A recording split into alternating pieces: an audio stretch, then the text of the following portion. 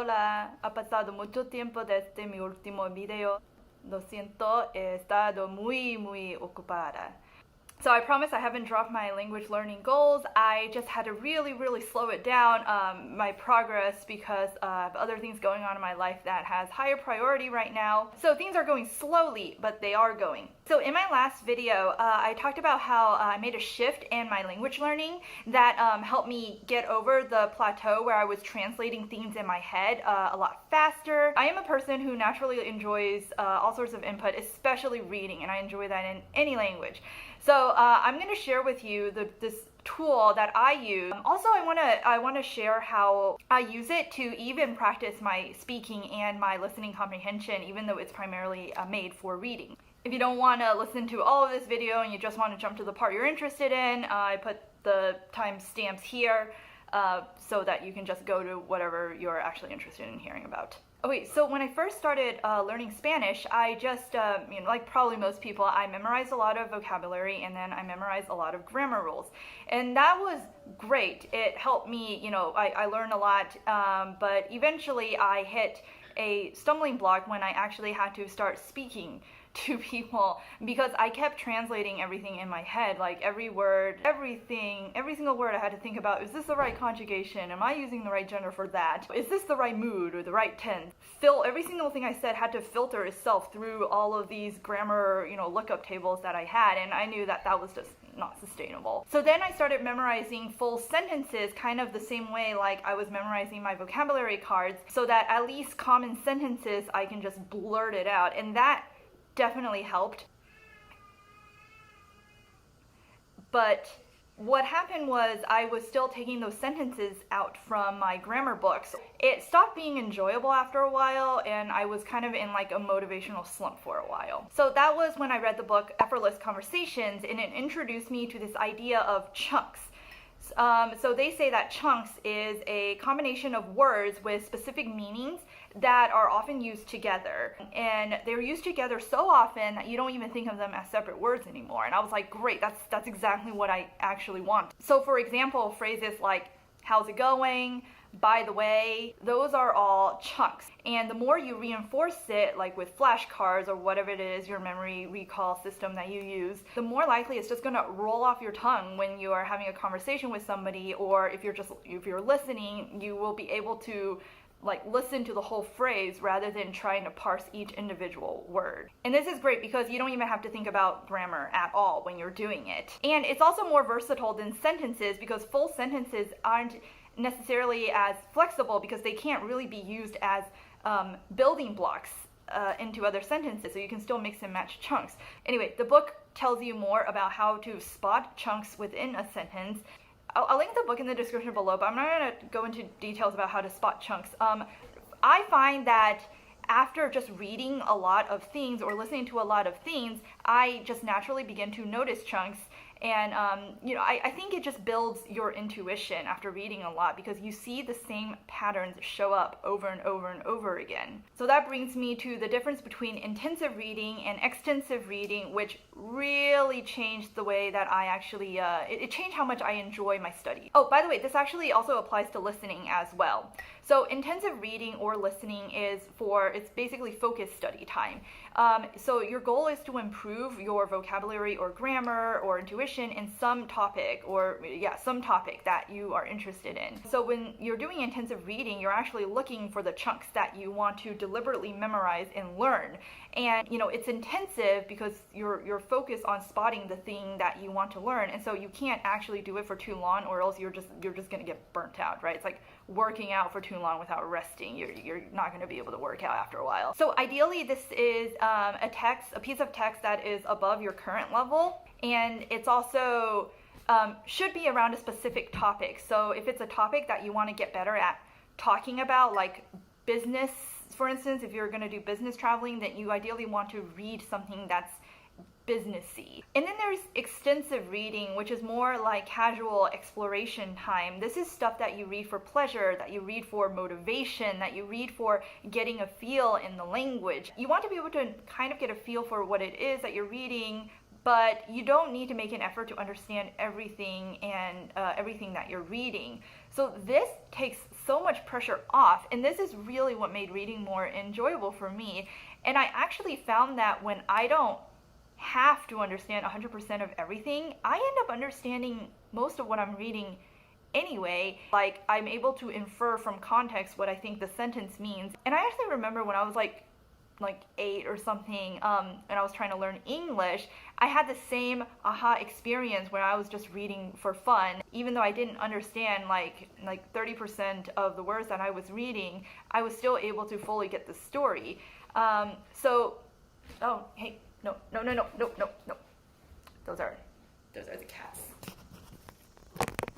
Bad pancake. Anyway, over time, the more and more you do extensive reading, you'll notice patterns show up. And then what I do is only when I notice enough patterns showing up that I write it down somewhere. But I don't look it up. I just write it down so that I come back to it later when I'm ready to do the intensive reading part. And sometimes I alternate between extensive and intensive reading on the same piece of text. So that introduction out of the way, I'm going to show you now how I use my favorite tool for reading in a foreign language, and especially how I use it for intensive reading, because extensive readings, you don't really need a tool for that. Okay, so this is Readlang, and as you see, I have Harry Potter pulled up. I'll tell you more how I imported this book later.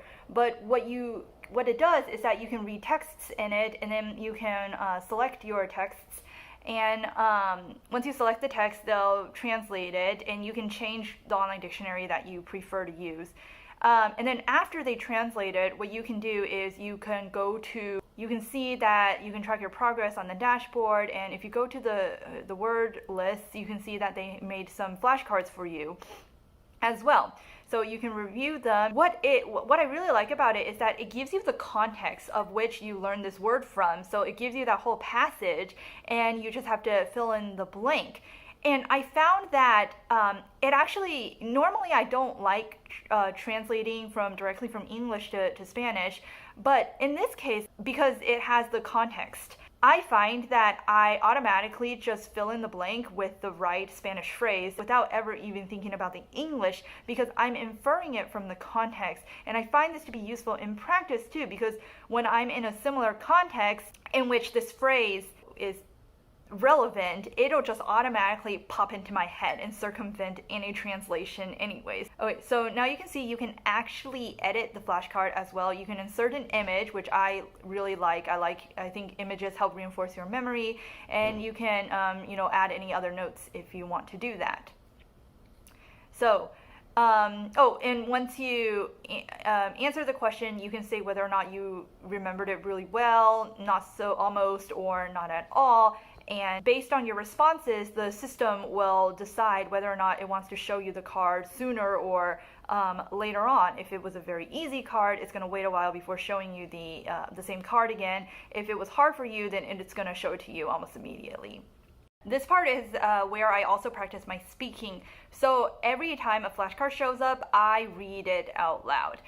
Maybe not the entire paragraph, but at least the sentence.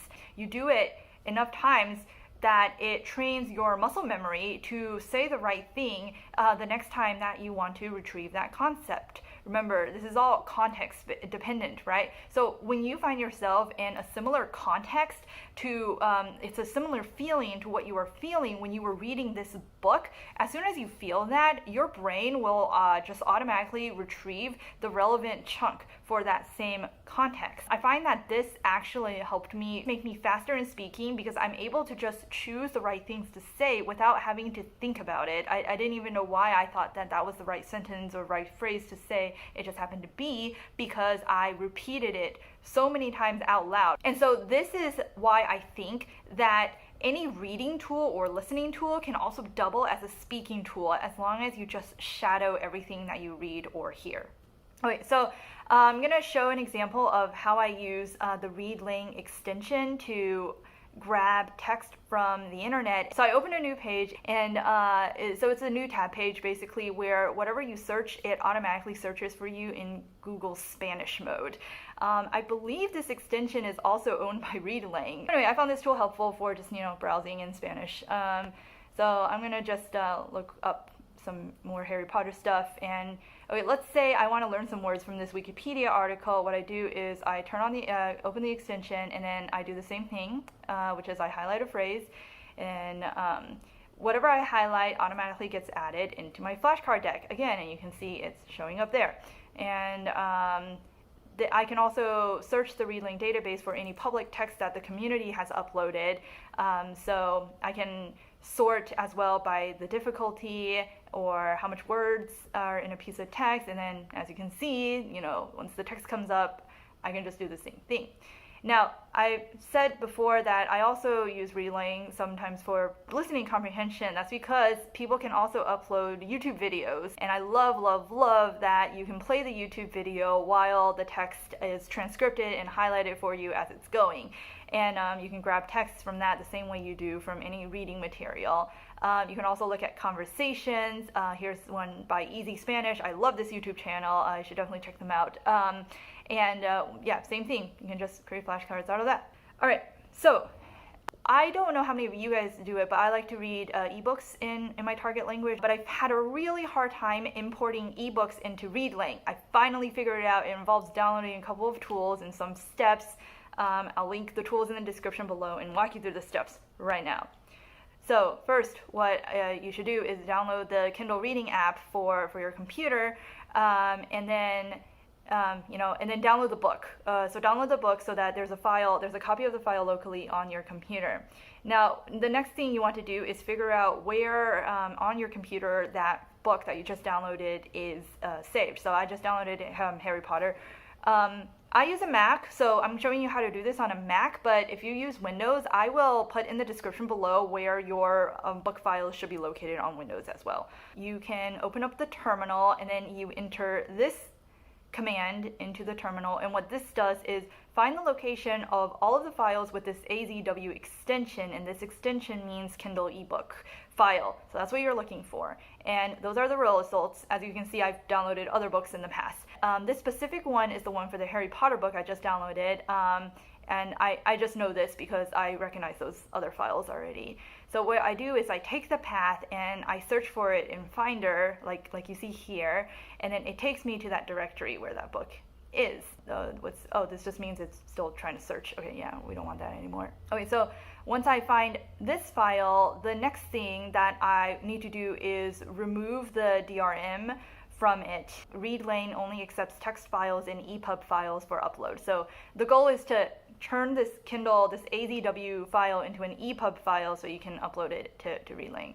So I have this tool called ePublish Kindle DRM removal tool, some EPUB soft, yeah. It's a DRM removal tool, and all you have to do is just drag the file, the AZW file for your book, into the window, and then start the DRM removal process, and it'll take a while.